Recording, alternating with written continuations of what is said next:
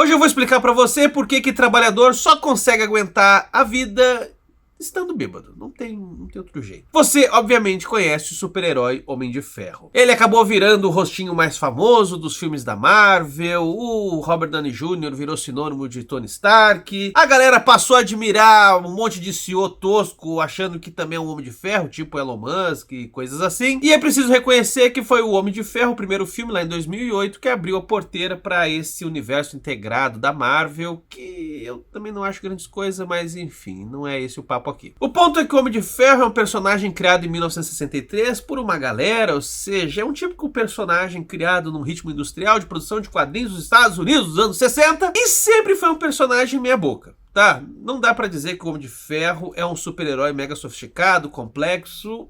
Não é. Contudo, mesmo personagens mais simples, não quer dizer que não tenham, às vezes, arcos de histórias que são bastante interessantes. E no caso do Homem de Ferro tem uma que é bastante singular. É o caso de Demônio na Garrafa, que foi publicado ao longo do ano de 1979, nos Estados Unidos. Essa história, inclusive, serviu parte de inspiração para o filme Homem de Ferro 2, mas lá eles muito pouco souberam aproveitar o que realmente está sendo discutido aqui nesse quadrinho. Eu não vou falar do filme aqui nesse vídeo, ele pode ser usado aqui para ilustrar uma coisa ou outra, mas eu tô querendo focar mesmo no gibi. Porque aqui tem uma sacada bem legal e eu vou explicar ao longo desse vídeo. Mas para você que já está completamente perdido, nem sabe do que eu tô falando, saiba o seguinte: Demônio na Garrafa é uma fase em que a gente acompanha o Tony Stark se tornando alcoólatra. E é muito interessante pensar os motivos que levam o Tony Stark ao alcoolismo, por que ele acaba caindo no fundo do poço. E a jogada aqui é o quanto que o Homem de Ferro está roubando a vida do próprio Stark, o quanto que ele está começando a entrar numa crise de identidade. Tem isso aqui sim. Assim como tem no filme. Vocês lembram? Tem no filme. Porém, o que torna o quadrinho muito mais interessante é que não é simplesmente uma questão de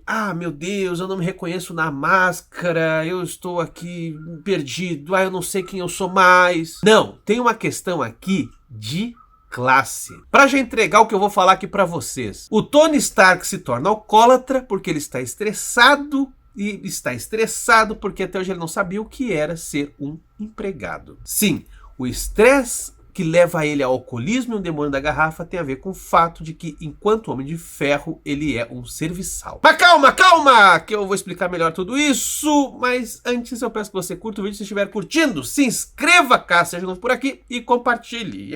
É compartilhar mesmo, não tô falando por nada não. Esse canal só sobrevive graças aos seus apoiadores, que são pessoas bastante generosas. Algumas também são alcoólatras, eu acho. E tem recompensas bem legais, como lives aqui comigo, grupo de estudo, grupo no Telegram, sorteio de gibi. Eu vou deixar o link do nosso apoio na descrição do vídeo no primeiro comentário fixado. E agora você pode ser membro aqui do YouTube pagando apenas R$ 6,90 ao mês. Basta apertar aqui o botãozinho Seja Membro. Mas vamos lá, vamos para o Demônio da Garrafa, alcoolismo, treta de classe, vamos lá. Primeiramente, deixa eu situar a história, falar um pouco aqui do que estava acontecendo nos quadrinhos do Homem de Ferro naquele momento. David Michelinie e Bob Lighton eram os caras que estavam tocando os roteiros do quadrinho do Homem de Ferro naquele momento. Inclusive, o Michelinie é muito lembrado como o cara, junto com o Mac Fraction, talvez que melhor escreveu histórias para o Homem de Ferro. Já os desenhos traziam nomes também bastante consagrados da indústria de quadrinhos super-herói. Aqui temos tanto o John Romita Jr. desenhando alguns quadrinhos, como também outro figurão, que é o Carmine Infantino. E qual é a trama? O que estava pegando no gibi? Naquele momento, o Tony Stark andava estressado. Não só pelas tarefas costumeiras de Homem de Ferro, de ter que enfrentar um vilão aqui, outro ali, outro acolá, mas também porque ele estava perdendo o controle acionário das indústrias Stark. O Nick Fury, esse cara tão gente fina, tão gente boa, estava comprando ações via Shield das indústrias Stark e fazendo com que o governo dos Estados Unidos assumisse a maior parte das ações, portanto, assumisse o controle. Isso começou a ser feito por baixo dos panos. Quando o Stark descobriu, ele ficou um tanto chateado, óbvio, né? Pô, porque não me avisaram, vocês não são meus amigos? Mas o argumento do Nick Fury foi, cara, não leva a mal, só que é o seguinte, você fabrica armas, os Estados Unidos quer ter controle das armas. Eu acho muito boa essa passagem, porque é bem realista, sacou? Se tivesse um super-herói que é um fabricante de armas, é óbvio que isso ia acontecer. Para dizer o mínimo, né? Porque pode acontecer uma coisa bem pior. Tem outro ponto aqui também que é importante explicar por que o Homem de Ferro está estressado. Naquele momento dos quadrinhos, a identidade do Homem de Ferro ainda era secreta. Pessoas não sabiam que o Homem de Ferro é o Tony Stark. Porém, era sabido o vínculo entre os dois. Daí que a informação de conhecimento comum era de que o Homem de Ferro era um guarda-costas do Tony Stark. Um cara anônimo, que a gente não sabe bem direito quem é, mas que protege o Tony Stark, que é ligado ao Tony Stark, que utiliza uma armadura que foi projetada pelas indústrias Stark e tal. Isso parece uma informação um tanto irrelevante, mas ela é decisiva. Isso já aparece em Iron Man 120, lá de 1979, iníciozinho do ano. De cara a gente vê um Tony Stark que anda estressado e que anda bebendo um pouco além da conta. A comissária de bordo até fala pra ele: poxa, você já não bebeu muito? E ele responde: não bebi tudo ainda que eu quero, não. E a causa do estresse dele é o quanto que ele, enquanto Homem de Ferro, anda meio barata tonta. Inclusive a história que vai acontecer aqui nessa edição, que inclusive vai se arrastar por outras, é o quanto que o Homem de Ferro acaba sendo facilmente manipulado por todo mundo. A história que não interessa tanto pra gente vale dizer só o seguinte: ele vai parar numa ilha onde a Marinha dos Estados Unidos está lá, ele descobre que eles estão escondendo lixo radioativo no fundo do oceano. Aí o Namor, o príncipe submarino, aparece lá pra enfrentar esses militares. Dizem uma coisa pro Homem de Ferro, ele acredita sem entender direito, vai lá lutar com o Namor, depois descobre que não é bem assim. E aqueles caras da Marinha, na verdade, não são da Marinha, são da petroleira Roxxon. E que eles, na verdade, estão atrás do vibrânio que tem ali no fundo do oceano. É uma típica trama de super-herói, ou seja, do cara muito bem intencionado, que às vezes não sabe bem direito o que tá fazendo e tá fazendo merda. Contudo, cito aqui 3 pequenos elementozinhos que vão crescendo ao longo desse arco. Um é o quanto que a gente sempre vê ele bebendo quando ele tá um tanto consternado. 2, o quanto que ele cada vez mais se sente alheio a tudo que ele faz. Porque logo nesse começo a gente já vê o Homem de Ferro achando ruim o fato de que ele tá sempre sendo convocado, chamado, tratado como um serviçal. Tipo, ele é um super-herói, ele é um profissional livre, ele não tá sendo pago por ninguém, supostamente. Mas as pessoas chegam pra ele e falam assim: caramba, cara, tu é um super-herói, te mexe, faz isso, faz aquilo, me faz a barba, me pinta os pés aqui. E ele anda meio estressado com isso, ele não reclama porque ele é um milionário querendo brincar de super-herói, então ok, vamos seguir, mas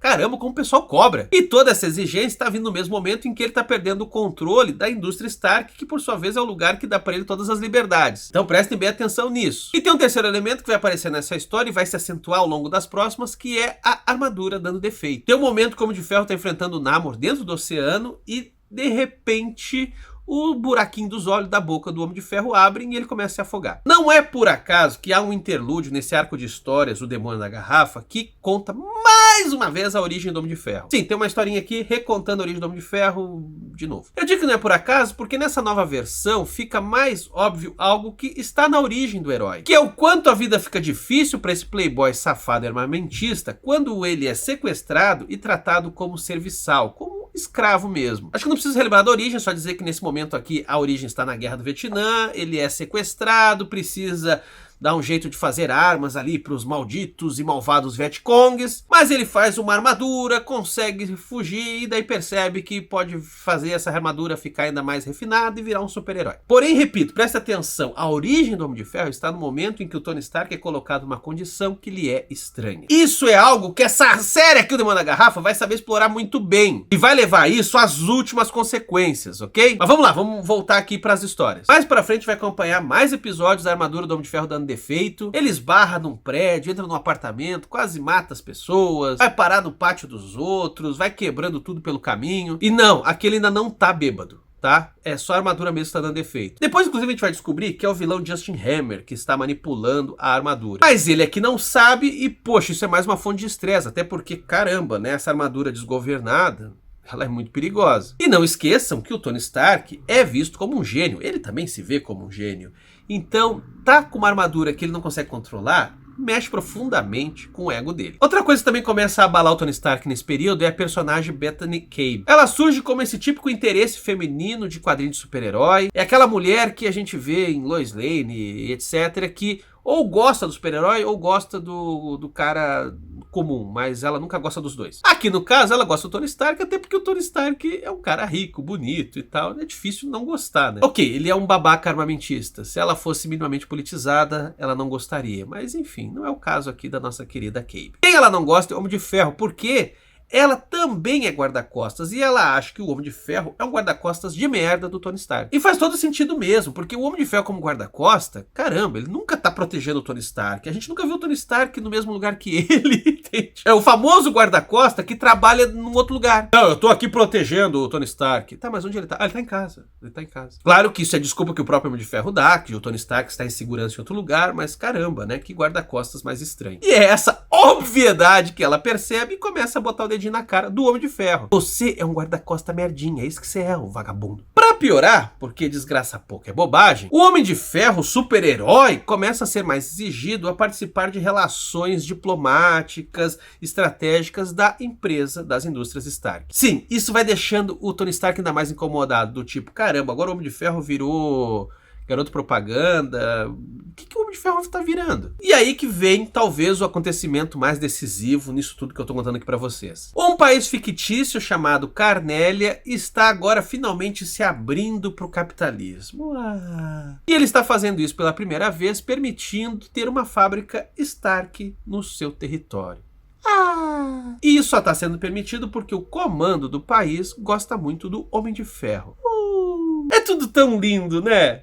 Mas não vai ser. O Homem de Ferro é cobrado pelas indústrias Stark e pelo próprio governo dos Estados Unidos a estar presente na ONU junto do embaixador carneliano para ser meio que um garoto propaganda dessa nova direção do país. E eis então que, diante de todos os repórteres de câmeras do mundo todo, o Homem de Ferro abraça o embaixador, que falou para ele o quanto que era fã dele e tal, ou seja, um gordinho bem empolgadinho, e de repente a armadura do Homem de Ferro dá tilt e ele mata o cara, ele faz um rombo, um buraco, um túnel no cara na frente de todo mundo. Sim, o Homem de Ferro comete um assassinato na frente de todo mundo e ele não sabe como lidar. Como eu disse pra vocês, vai ficar provado que foi o Justin Hammer que manipulou e tal, mas isso não muda tanto. Porque mesmo depois que o Homem de Ferro prova a inocência dele, as pessoas passam a ter medo dele. Tem um episódio muito bacana em que ele vê uma menina, a menina deixa cair uma boneca no chão, ele vai alcançar e a criança se assusta e vai em direção à mãe. E é bem evidente, né? O cara é uma armadura mega poderosa que pode eventualmente ser manipulada pelos outros. Isso é basicamente o que quer dizer um revólver, uma pistola. É um negócio que na mão de quem conhece, que é um profissional da área de segurança, bem, a rigor, a princípio, não vai dar muito problema, né? Mas pode dar, primeiro porque esse cara pode estar num dia ruim, porque outra pessoa pode pegar essa arma. É isso que o Homem de Ferro é, uma arma de duas pernas aí, andando por aí e volta e meia fazendo merda. Dito de outra forma, o Homem de Ferro matou o embaixador porque ele é uma bala perdida. E agora ele não é mais o grande herói de todo mundo e isso deixa o ego dele ainda mais abalado. Eu larguei aqui o papo alcoolismo, galera, mas o tempo todo tem o Tony Stark cada vez bebendo mais. E a gente vai vendo ao longo do quadrinho ele ficando cada vez mais estourado por causa da bebida. E cada vez fazendo mais merda, inclusive colocando as pessoas em perigo, porque ele resolve botar a armadura completamente bêbado e salvar o mundo desse jeito. É óbvio que ele sai quebrando as coisas pelo caminho, é óbvio que ele mais atrapalha do que ajuda, ele coloca os inocentes em perigo. O Homem de Ferro nesse quadrinho vira um típico herói do mundo de The Boys, só pra vocês terem uma ideia. E aquele lance que eu falei lá atrás, aquele papo de que desde a sua origem ele já tem que se colocar numa condição em que não tá acostumado, ou seja, o Tony Stark tem que virar uma espécie de serviçal, o Homem de Ferro nasce disso e ele não sabe lidar com isso e tal. Pois bem, aqui tem passagens em que isso é mega óbvio. Tem um momento que eu acho maravilhoso, que acontece momentos antes dele matar o embaixador. O Tony Stark, como Homem de Ferro, com a sua armadura, portanto ali ninguém sabe de fato que é o Tony Stark, ele chega ali na ONU e ele vai falar com o responsável pelas relações públicas das indústrias Stark. E ele chega numa certa informalidade. Tudo bem, Pickens? Qual é a história? E daí esse cara que diante do Stark põe o rabo no meio das pernas, com ele começa a dar uma de galo. É senhor Pickens, Homem de Ferro, você parece esquecer que somos ambos empregados. Está começando a dar ordens como o senhor Stark. Aí o Homem de Ferro diz: ah, desculpa, Sr. Pickens. Acho que esqueci meu lugar. Aí vem o assassinato do embaixador e tal, a frustração dele cresce mais e mais. E aí, como é que ele resolve relaxar? Ele vai dar um esporro no mordomo dele. Sim, ele vai até o Jervis e lembra ao Jervis que ele é empregado. Como diz o próprio Tony Stark para ele: você é só um mordomo, Jervis, um serviçal, e no futuro agradeço se você se colocar no seu lugar. Como diz o próprio Tony Stark: tô cansado de ser pressionado. A última história desse arco abre com uma das imagens mais icônicas dos quadrinhos do Homem de Ferro, que é o Tony Stark no seu escritório, bêbado, vestido com armadura, mas segurando o capacete em suas mãos. Uma espécie de versão shakespeariana, um Hamlet, só que no caso armamentista, playboy, safadão. Essa história aqui é inclusive a que dá nome a esse arco de histórias, porque é ela que se chama O Demônio na Garrafa. E aqui a gente vê o Homem de Ferro chegando ao fundo do poço. Ele se tornou um alcoólatra completamente fora fora de controle, e o medo que ele tinha de se tornar minoritário no controle acionário das indústrias Stark, pois bem, aqui a coisa se consolida. Contudo, é nessa mesma história que a gente vê ele buscando ajuda. Bethany Cable aqui se torna uma personagem fundamental nesse suporte, e aí tem toda a abstinência, tem todo o perigo da recaída, enfim, aí que você tem uma saga típica de um cara tentando deixar de ser alcoólatra. Pra gente entender um pouco a cabeça do Homem de Ferro nesse processo, é só fazer uma breve comparação. Quem era o Tony Stark antes do Homem de Ferro? Ele era um playboy armamentista que não tinha que lidar com consequência de nada e, acima de tudo, não tinha que lidar com cobrança alguma. Ele gosta de inventar, ele é um engenhoso inventor, portanto ele podia gozar da sua riqueza para fazer só o que ele gostava. Ah, lavar louça, que lavar louça? Eu vou ali projetar uma bazuca, tá legal? Ah, assinar contrato? Tá, eu assino rapidinho, mas deixa eu continuar fazendo aquela bomba que mata a criança em guerra, que só pega na parte de baixo. Ah, eu sou um gênio. Porém, quando surge o Homem de Ferro, tudo isso muda. Primeiro porque ele tem uma pseudo-crise de consciência, do tipo, ai, as minhas armas estão matando americanos. Quando estavam matando os outros, tudo bem, né? Tá de boa. Quando é americanos, daí já não é legal. Contudo, o mais decisivo é que quando ele assume essa alcunha de Homem de Ferro e não revela que é o Tony Stark, sim um empregado da indústria Stark, pois bem, aí, bicho, todo mundo passa a querer que ele faça alguma coisa. Ele tem que ser super-herói, ele tem que saber lidar com os outros heróis, não sair se comportando aí como se fosse patrão, até porque é uma maneira, inclusive, dele se preservar, dele se disfarçar. Ele agora também tem que ficar fazendo relações públicas para as indústrias Stark, tem que se comportar como um empregado e levar esporro dos seus próprios empregados que não sabem que ali é o Tony Stark. Além disso, ele tá sobrecarregado, ele não sabe por que a armadura dele não tá funcionando, ele não tem mais tempo para fazer suas invenções maravilhosas, e tudo isso que garantia para ele uma certa distinção tá sendo tirado dele, que é o controle acionário da empresa. Ou seja, ele tá meio estressado de ser feito de gato e sapato por militares americanos, pela imprensa, pelos outros super-heróis, pelo povo. Ou seja, ele se torna um trabalhador estressado. Ponto. E como a gente bem sabe, entre pessoas que trabalham muito, principalmente nas camadas populares, o alcoolismo acontece e acontece muito. Justamente porque é o jeito da pessoa aguentar. Sua rotina é uma merda, você passa o dia inteiro fazendo um monte de coisa ao mesmo tempo, nada é bem feito porque tudo tem que fazer correndo pra agradar não sei quantas pessoas. Você já tá no limite, você está explodindo. Qual é o jeito que você tem de não virar uma bomba relógio? Se entorpecer, sacou? Encher a cara no final do dia porque a sua vida é uma merda e no dia seguinte recomeça. É isso que acontece com o Tony Stark. Pra falar de um jeito bonito, ele vai ter uma espécie de devir proletário. E pra falar de um jeito simples, ele vai enchendo a cara porque ele não sabe trabalhar, ele sempre foi um playboy, porra. E olha que doido, quando ele começa a trabalhar, ele começa a ter os mesmos problemas de um trabalhador. E inclusive os mesmos sintomas de adoecimento mental e físico diante de um mundo do trabalho que faz você se tornar tão somente sucata. Exploram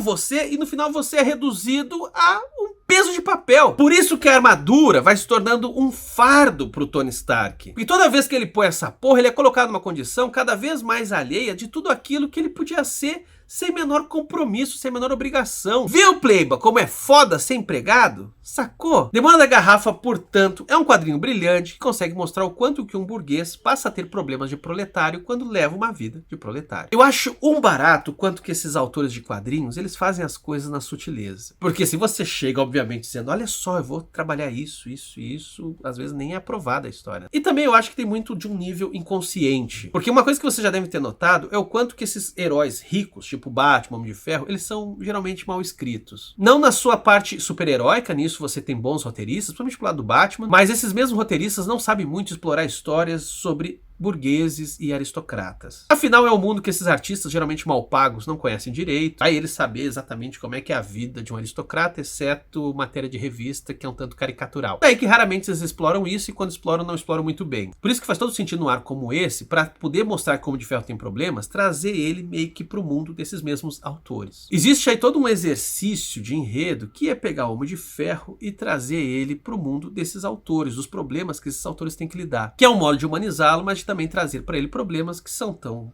visíveis e tão normais à classe desses artistas e trabalhadores em geral. Mas e aí? Você já leu Demônio da Garrafa? Concorda? Discorda?